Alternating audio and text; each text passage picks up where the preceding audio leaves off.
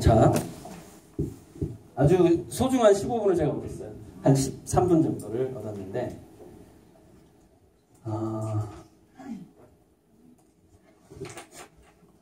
자, 기존의 공부 방식에서, 기존의 제가 공교육을 다 무시하는 게 아니거든요. 다 무시하는 게 아니고, 조금 전에 제가 느낌을 언어로 잡아내는 능력이 중요하다고 그랬잖아요. 느낌을 언어로 잡아내는 그 연결고리의 능력이 중요한데, 그거는 근데 그 느낌이 미묘할수록 그 차이가 미묘한 어떤 그런 뉘앙스를 가지고 있을수록 더 유리한데, 그런 것들은 자꾸 표현해봐야 되고 질문해봐야 되고 하는 그런 측면이 있어요. 그래서 하브루타 교육이 지금 요즘에 좀 뜨고 있어요. 뜨고 있는데, 이제 하브루타의 한계가 있어요. 한국에서 하브루타가 되기 힘든 좀 두 가지 한계가 있긴 있어요. 첫째, 한국은 그 예의범절이 뛰어난 나라라서 질문이 그 예의에 어긋난다라는 고정관념이 굉장히 강해서 질문 교육이 안 돼요. 잘. 그리고 자기 부모가 그것을 3세, 8세 때 아예 그냥 세뇌를 당해버렸기 때문에 특히 엄마 아빠와 자녀 간의 하브루타는 거의 불가능하다고 보시면 됩니다. 엄마 아빠가 그 고정관념을 벗어날 수가 없어요. 우리 애가 싸가지가 없어 보여. 뭔가 자꾸 물어보고 대화를 하는. 말대꾸 하는 것 같아. 그게 막 욱 가서 올라오게 되는 거죠. 그래서 하브루타 전문가한테 맡길 수밖에 없는 거고, 또래들끼리, 그러니까 한국에서 하브루타 전문가한테 맡기면 돈 많이 들잖아요. 그러니까 한국에서 가능한 경우는 교실 내에서 또래 집단 간의 하브루타 문화를 하도록 이렇게 자리를 깔아주는 수밖에 없어요. 그러니까 둘 사이가 되게 동등해야만 그게 가능하거든요. 그러니까 부모하고는 이제 고정관념 때문에 우리가 교육받은 것 때문에 잘 안 되고, 아무튼 그런 측면. 자, 이거는 뭐냐면은 어휘력이 사실 중요하긴 중요합니다. 그러니까 앞으로는 자, 느낌을 언어로 잡아내는 능력이 굉장히 중요하다. 이 얘기는 앞으로 우리나라의 미래 경제 전략하고 깊은 관련이 있어요. 무슨 얘기냐면 여러분, 이런 게 있어요. 모든 사업에는 수명이라는 게 있는 거예요. 이데올로기, 이념도 수명이 있고 국가도 수명이 있어요. 대략 이데올로기와 국가의 수명은 약 300년을 봅니다. 300년. 근데 지구상에서 은행이 등장한 지가 딱 300년이 됐어요, 지금. 즉, 지금 현재는 은행의 소멸기예요. 그리고 자본주의라는 것에 몰락기에 지금 접어들었습니다. 거기서 이제 현재 발악을 하고 있는 사람이 한 분 있죠. 트럼프라고. 그래도 우리 미국은 잘 살아야 돼요, 이걸로. 사실 서로 다 욕심을 내려놓아야 되는데, 이제 극우주의로 다 빠지고 있죠. 그래도 잘 살던 나라는 잘 살아야지 어떻게 내려놓냐? 이런 식으로 가고 있어요. 그래서 막 이제 뺏는 거죠. 세탁기도 팔면 안 되고 막 이런 식으로 가는 거예요. 미국 지들만 잘 살고 싶어 하는 거죠. 유럽 다 그래요. 지금 다 그렇게 돌아서 버렸어요. 그래서 자본주의가 그렇게 가고 있는데, 미래 경제가 이렇게 돼요. 그러니까 제조업에 또 종말로 가고 있거든요. 제조업이라는 트렌드에 종말로 가고 있어요. 왜냐면 이게 인공지능하고 로봇이 자동으로 만들어버리는 거예요. 뭐든지 간에. 그러니까 인간이 뭔가를 만들어서 돈 받는 시대가 또 끝나버리는 거죠. 끝나가고 있어요. 굉장히 빠른 속도로 지금 끝나가고 있습니다. 그리고 우리나라가 속도가 가장 빠르고요. 2025년에 우리나라의 자동화의 퍼센트가 예측이 나온 게 있어요. 40%로 나옵니다. 즉 10명 중에 지금 일자리가 10개가 있으면 한 40%가 자동화돼 버려요. 2025년 10년 내에. 예. 근데 그것만 자동화 되겠어요? 거의 굉장히 많은 교육까지 자동화돼 버려요. 앞으로는 인공지능 교육하는 시대가 되고. 아무튼 자, 그래서 몇 가지 인공지능이 강력하게 등장을 하게 되는데, 지금 이제 IBM의 왓슨이 이제 우리나라 병원에 한 7군데 들어가서 암 진단을 하고 있고, 암 치료를 권유하고 있잖아요.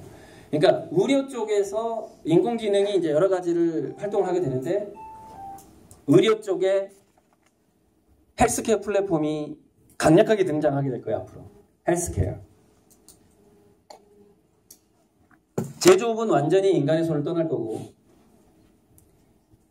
가장 강력한 기업은 헬스케어 플랫폼을 가진 기업이 될 거고, 그래서 그 후보가 현재 IBM으로 떠오르고 있어요. 왓슨을 가지고 있기 때문에. 그리고 자동차 이동하는 것은 이제 테슬라가 거의 잡아갈 것 같고, 그다음에 인공지능 시스템은 구글 알파고 제로 아시죠? 알파고가 잡아갈 것 같고, 그러니까 그러면 이제 대략 윤곽이 나오죠. 구글, 테슬라, IBM이 나오죠. 그다음에 생활 소매 시스템은 아마존이 지금 강력하게 등장을 하고 있는 거예요. 아마존이 나왔죠. 이 나머지 하나가 뭘까요?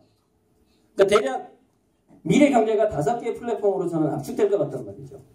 소비, 지능, 모든 지능을 다루는 거, 인공지능의 전체를 다루는 거, 그다음에 헬스케어, 우리 건강을 다루는 거, 또 하나가 이동을 다루는 거, 물질적인 이동, 무인자동차. 마지막 하나 남는 게 뭘까요?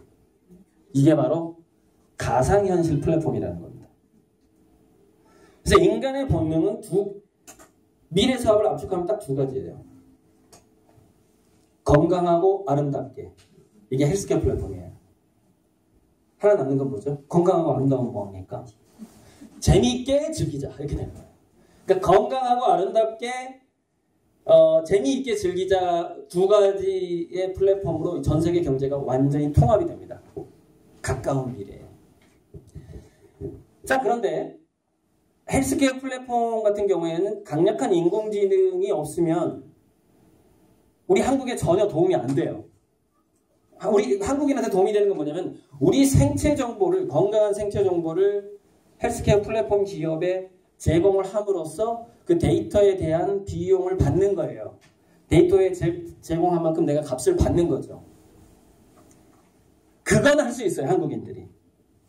그러니까 앞으로는요, 자기 건강을 잘 유지하는 사람들은 저절로 돈이 생기는 시대가 옵니다.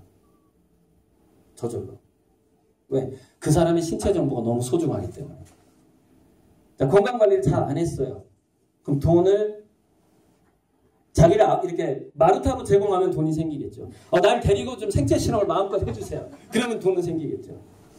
근데 몸이 아픈 사람은 돈을 쓸 수밖에 없는 겁니다.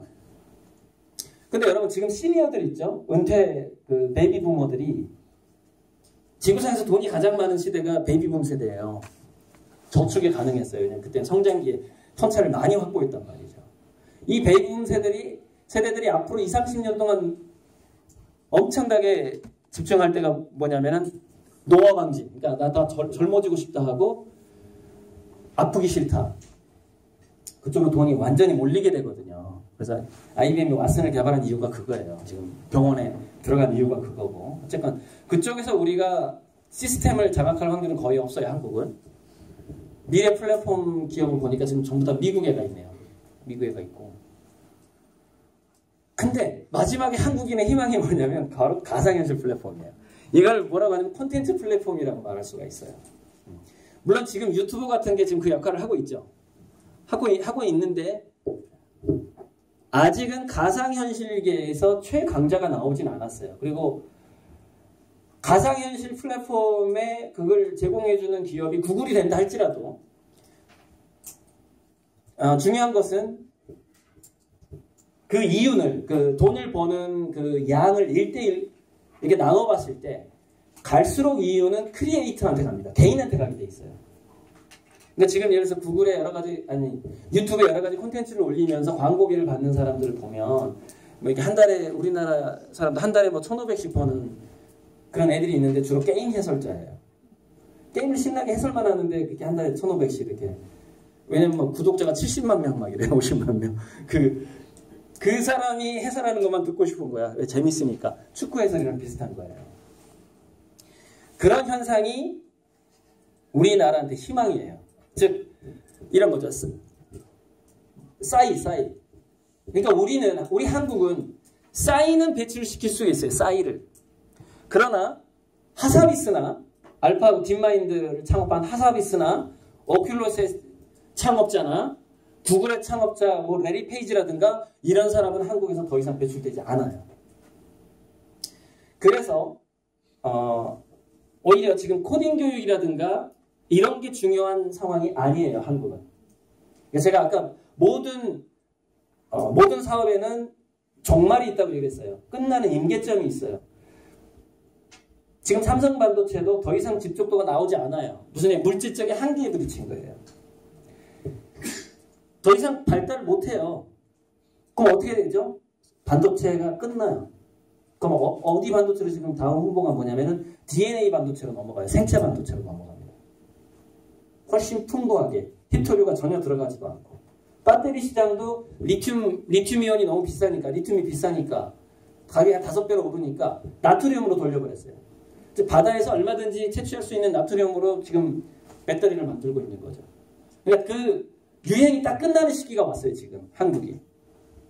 끝나는 시기가 와서 마지막 남아있는 희망이라는 것은 뭐냐면은 한국인에게 남아있는 희망은 개인적인 콘텐츠 영역이에요.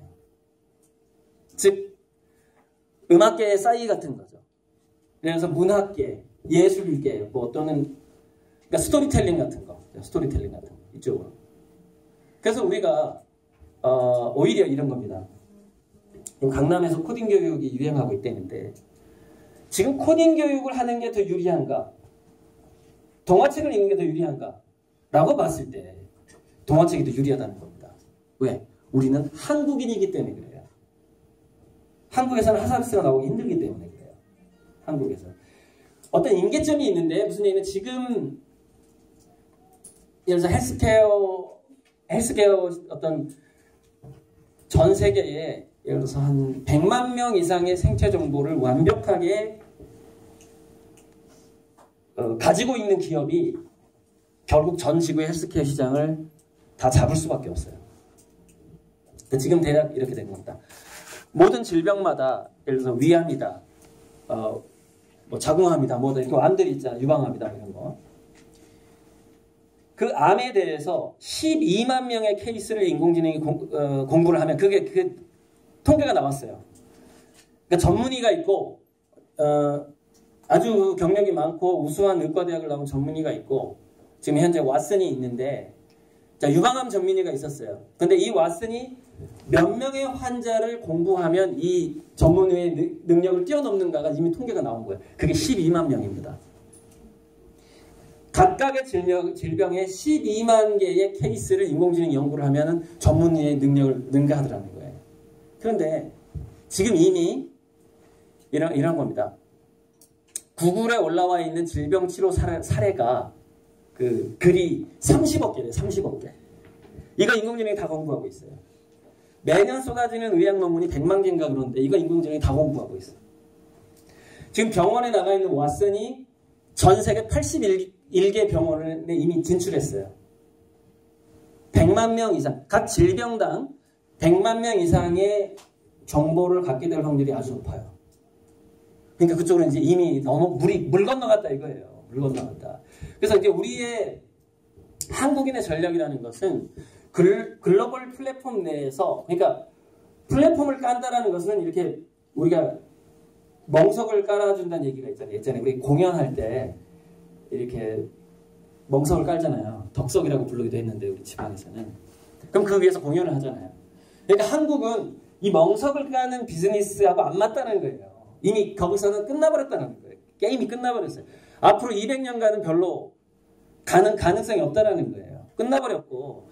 그럼 한국의 전략은 뭐냐면은 퍼포먼스예요. 즉, 그 깔린 멍석 위에서 우리 애가 얼마나 잘 놀 것이냐의 문제가 남아있는 거예요.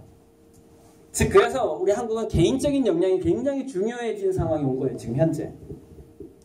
개인적인 역량이 굉장히 중요해진 상황이 왔기 때문에 근데 그 개인적인 역량 중에서도 가상현실 플랫폼 있죠. 즉 인간의 스토리텔링 본능이라든가 여행 본능이라든가 뭐 그런 거. 그 다음에 음식 체험하고 먹고 또는 섹스 본능이라든가 이런 것도 다 가상현실에서 다루어지거든요. 그 본능을 채워주는 부분들. 거기서 우리가 그런 어떤 게임을 설계한다거나 아니면 굉장히 공연을 잘한다거나 아주 재미있는 이야기를 잘한다거나 또는 인공지능한테 미래사회 가상현실의 설계자 구성해주는 사람은 인공지능이에요. 인공지능이 지금은 이제 SF 영화에서 그 CG라고 그러죠. 컴퓨터 그래픽. CG를 이미 인공지능이 하고 있어요. 그러니까 미래사회 가상현실은 인공지능이 구성을 하게 되는데 중요한 건 뭐냐면은 어떤 세계를 창조할 것인가에 대한 것을 인간이 당분간 하게 되는 거예요. 그래서 스토리텔링 능력이 너무 중요해지는 겁니다. 상상력이. 근데 여기서는 이제 스토리의 상상력하고 이미지의 상상력 두 가지가 동시에 요구가 돼요. 스토리 상상력, 이미지 상상력. 지금 그러니까 그 스토리 상상력과 관련된 게 어휘력이고 어휘력이 풍부할수록 스토리 상상력에는 도움이 되긴 되는데 어휘력만 가지고는 안 된다는 거예요. 아까 그 느낌의 세계에 대한 충분한 체험이 없이는 안 돼요. 그러니까 이렇게 되는 거예요. 미래 사회는 인공지능 인간의 두뇌를 읽는 시대가 오거든요. 그래서 말할 수 없는 사람이 있다 하더라도 그 사람이 머릿속에서 상상하는 꿈꾸는 것이 참 희한한 꿈을 꿔 얘는. 밤마다. 그러면 그 꿈을 인공지능이 기록을 하게 돼요. 영화 한 편 같은 꿈을 꿔 어떤 우리 애가. 근데 얘는 그걸 언어로 표현할 수는 없는데 뭔가 이미지로 뭔가 막 드라마틱한 사건이 벌어져 두뇌 속에서. 그래도 창작자는 걔예요. 그 두뇌를 가지고 있는 사람이죠. 인공지능이 그 두뇌를 읽어서 이렇게 꺼내가잖아요. 정보를 카피해가잖아요. 그럼 인공지능은 원저자가 그 두뇌라는 걸 밝히게 됩니다. 미래 사회에는. 그런 시대가 와요. 그러니까 뭐 아무튼 그래요. 정보가 공개되진 하지만 굉장히 공평하게 평가되는 시대가 와요. 그래서 이 얘기를 하고 좀 끝내려고 하는 건데 그래서 여러분 이 계단을 도약을 하려면요. 중고등학교 때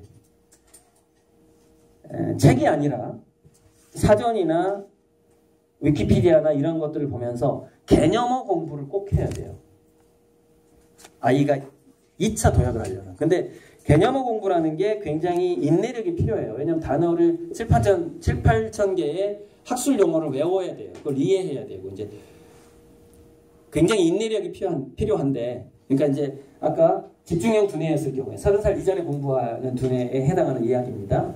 근데 그 인내력을 이겨내려면 아까 마찬가지로 8살 이전에 뭔가 난관을 스스로 극복해보는 체험이 굉장히 중요해요. 15세 이전에. 다쳐보기도 하고 뭐 이렇게 힘든 일이지만 자기가 좋아하기 때문에 그 힘든 일을 이렇게 견뎌보는 능력 같은 거. 배고프기 때문에 자기가 직접 요리를 해야만 하는 상황 이런 능력들. 그런 경험이 없이는 개념어 7, 8천 단어를 극복하기 힘들어요. 중고등학교, 대학교 때. 너무 힘들기 때문에. 그래서 여러 가지로 8세 이전의 교육이 굉장히 중요하다는 점을 여러분이 웅진클럽에 와서 일하는 것이 굉장히 유리하다는 점을 마무리로 강의를 마치겠습니다. 감사합니다.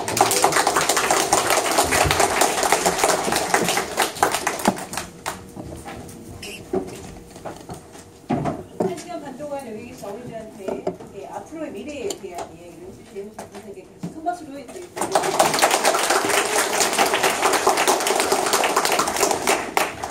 좀 도움 되셨나요, 어머님들? 네. 실제로 아까 선생님들 가서 코딩 교육을 많이 들고 있다. 저도 봤지만 이마트 같은 데 보면 문화센터 수업에 유아아이들이 코딩 교육 수업. 네. 벌써 유아아이들이 그런 걸 하고 있다라는 것들. 네. 그리고 초등학교 가면 제자 교과서로 바뀌고 있죠. 그걸 연습하는 아까 컨텐츠 사업이 지금 많이 붐을 일어나고 있는데 그 중에 하나가 큰 그 안에 교육.